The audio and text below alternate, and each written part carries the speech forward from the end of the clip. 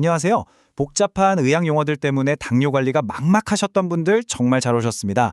처음 당뇨 진단을 받으면 뭐부터 해야 할지, 매일 피 뽑는 것도 무섭고 낯선 용어들은 또 왜 이렇게 많은지 멘붕이 오잖아요. 그래서 오늘은 그 수많은 용어 중에서도 제일 중요하지만 또 은근히 가장 많이들 헷갈려 하시는 당화혈색소, 영어로는 HbA1c라고 하죠. 이 녀석의 진짜 정체를 아주 기가 막힌 비유로 세상에서 제일 쉽게 파헤쳐 보겠습니다. 자, 바로 시작해 볼까요? 당뇨 관리에 갓 입문하신 분들이 진짜 자주 하시는 실수가 하나 있어요. 바로 매일 아침 혈당기 바늘로 찌르고 나오는 그 숫자를 마치 그날 하루의 성적표처럼 생각하신다는 거예요. 수치가 좀 좋게 나오면 아싸, 오늘은 케이크 한 조각 정도는 먹어도 되겠다 하고 안심해버리죠. 근데 여러분, 우리 몸 상태라는 게 찰칵 찍어낸 사진 한 장으로 전부 설명될 수 있을까요? 절대 아니거든요. 하루하루 오르락내리락하는 그 숫자 너머에 진짜 큰 그림을 보셔야 합니다. 그래서 우리에게 필요한 게 바로 오늘 깊게 알아볼 당화혈색소입니다. 이건 단순한 숫자가 아니에요. 무려 최근 두세 달 동안의 평균 혈당을 쫙 보여주는 일종의 타임머신이자 여러분 건강 상태를 알려주는 든든한 종합 대시보드라고 할 수 있죠. 매일 널뛰기 하는 혈당 수치에 일희일비할 필요 없이 이 믿음직한 기록장을 보면 내가 지난 몇 달 동안 관리를 얼마나 잘 해왔는지 나의 진짜 실력을 알 수 있는 겁니다. 밥을 먹었든 안 먹었든 상관없이 언제든 객관적으로 측정할 수 있다는 게 정말 큰 장점이죠. 자, 이제 이걸 좀 더 머리에 쏙쏙 박히게 아주 재밌고 직관적인 비유를 하나 들어볼게요. 우리 몸속에 있는 혈관을 차들이 쌩쌩 달리는 바쁜 고속도로라고 한번 상상해 보세요. 그리고 그 고속도로 위를 쉴 새 없이 달리는 빨간색 배달 트럭들이 있습니다. 이 트럭들의 정체는 바로 우리 피 속에 있는 적혈구예요. 보통 이 트럭들은 한 120일 정도 도로를 달리도록 세팅이 되어 있는데요. 문제는 이 피 속 고속도로에 끈적끈적한 포도당 화물들이 막 떠다닌다는 겁니다. 트럭이 도로를 달리다 보면 당연히 이 끈적한 포도당이 척척 들러붙겠죠? 혈당이 높을수록 이 화물이 트럭에 더 많이 달라붙을 거고요. 당화혈색소 검사라는 건 결국 이 빨간 배달 트럭들에 화물이 평균적으로 얼마나 찐득하게 붙어 있는지를 확인하는 검사라고 보시면 됩니다. 어때요? 확 와닿으시죠? 근데 여기서 아주 기가 막힌 반전이 하나 있습니다. 이 트럭들이 도로에 얼마나 오래 머무느냐, 즉 트럭의 수명 자체가 여러분의 검사 결과를 완전히 왜곡시켜버릴 수 있다는 거예요. 한번 생각해 보세요. 만약 이 트럭들이 120일이 지나서 제때 은퇴를 해야 하는데 못하고 도로에 너무 오래 머물게 되면 어떻게 될까요? 당연히 끈적한 포도당을 묻히고 다닐 시간이 길어지니까 내 실제 혈당보다 당화혈색소 수치가 억울하게 확 높아져서 나오게 됩니다. 반대로 어떤 문제 때문에 트럭들이 120일을 못 채우고 너무 일찍 폐차되어 버리면요, 포도당이 들러붙을 시간 자체가 부족했기 때문에 내 진짜 혈당보다 당화혈색소가 훨씬 낮게 나와버리는 거죠. 그럼 도대체 어떤 녀석들이 우리 트럭들의 은퇴를 늦춰서 가짜 숫자를 만들어내는 걸까요? 보통 철분이나 비타민 B12 같은 필수 연료들이 부족해질 때 이런 문제가 생깁니다. 철결핍성 빈혈 같은 경우를 보면요, 철분이라는 재료가 부족하니까 몸에서 새 트럭을 제때 못 만들어내요. 그러다 보니 기존에 있던 낡은 트럭들이 강제로 야근을 하면서 도로를 계속 굴러다니는 겁니다. 비타민 B12가 부족할 때도 비정상적으로 뚱뚱한 트럭들이 만들어지면서 수치가 엉망이 되고요. 결국 이런 자원 부족 때문에 트럭들은 평소보다 더 많은 당분을 뒤집어 쓰게 되고, 나는 혈당 관리 잘하고 있는데도 병원 가면 수치가 높게 나와서 공포에 떨게 되는 억울한 상황이 벌어지는 겁니다. 자, 그럼 정반대의 상황도 한번 살펴봐야겠죠? 우리 몸의 신장, 즉 콩팥은 새로운 적혈구 트럭을 만들라고 지시하는 EPO라는 중요한 호르몬 공장이에요.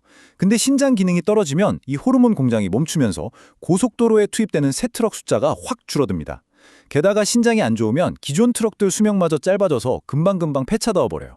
이렇게 되면 끈적한 포도당을 싣고 다닐 트럭 자체가 턱없이 부족해지니까 검사해보면 당화혈색소가 실제보다 엄청나게 낮게 나오게 됩니다.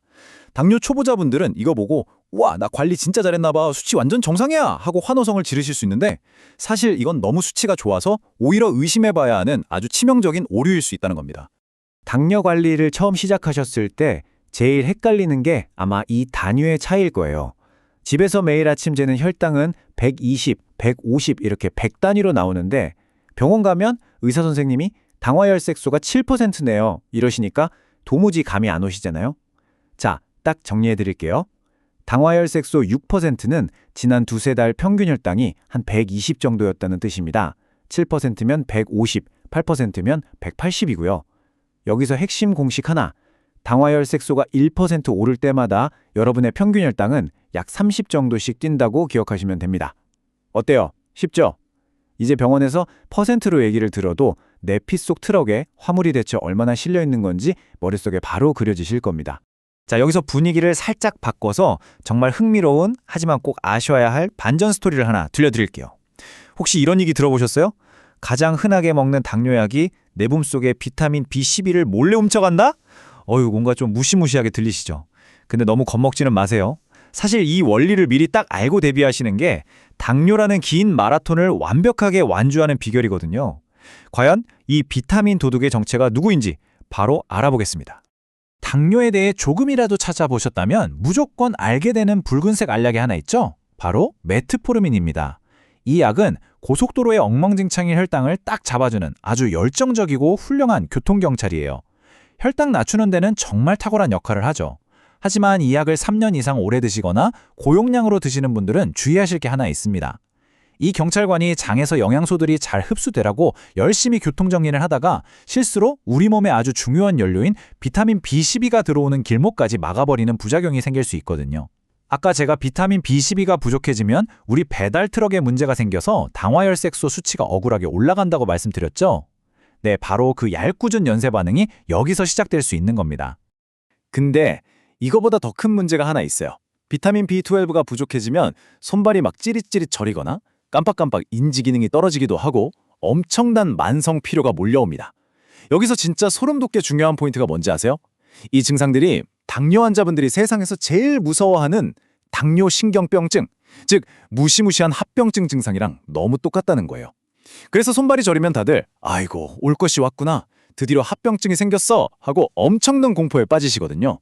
하지만 사실은 그게 합병증이 아니라 그냥 약 때문에 비타민이 좀 부족해져서 생긴 일시적인 물류 배송의 차질일 수도 있다는 이야기입니다.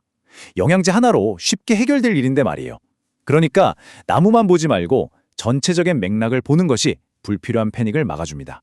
자, 이제 오늘 배운 내용을 든든하게 받쳐주는 마법의 숫자 하나만 머릿속에 저장합시다. 바로 120입니다. 우리 몸속 고속도로를 달리는 적혈구 배달 트럭의 평균 수명이 120일이라고 했죠? 오늘 이야기의 핵심을 관통하는 한 줄 평은 이렇습니다. 당화혈색소 수치 딱 하나만 보고 그걸 절대적인 진리인 것처럼 맹신하지 마세요. 그건 그저 트럭들의 120일짜리 운행 기록을 보여주는 여러 지표 중 하나일 뿐입니다. 진짜 완벽한 관리를 하려면 적혈구 상태는 어떤지, 신장 기능은 튼튼한지, 비타민 같은 영양 상태는 충분한지 이 모든 걸 다 아우르는 120점 만점의 넓은 시야가 필요하다는 사실 잊지 마세요. 마지막으로 여러분 스스로에게 이 질문을 한번 던져보시길 바랍니다. 지금 종이 위에 덩그러니 적힌 단순한 검사 수치 이면에 여러분 몸의 고속도로는 혹시 어떤 숨겨진 구조 신호를 보내고 있지는 않나요? 만약 매일 아침 재는 혈당이랑 병원에서 잰 당화혈색소 수치 사이에 도무지 이해할 수 없는 괴리가 있다면 이제 여러분은 혹시 내 적혈구 트럭 수명에 무슨 문제가 생긴 건 아닐까 하고 합리적인 의심을 해볼 수 있는 확실한 지식을 갖추게 되신 겁니다. 오늘 알게 된 이 트럭과 끈적한 화물 비율을 꼭 기억해 두셨다가요. 다음번 병원 진료 가셨을 때는 의사 선생님이 불러주는 숫자에만 고개 끄덕이지 마시고 여러분의 전체적인 건강 상태에 대해 훨씬 더 깊고 주도적인 대화를 나눠보시길 바랍니다. 단순한 숫자를 넘어 내 몸의 진짜 상태를 이해하는 시간. 오늘 분석은 여기까지입니다. 건강한 여러분의 고속도로 주행을 응원하며 다음에 더 흥미롭고 유익한 내용으로 다시 찾아오겠습니다.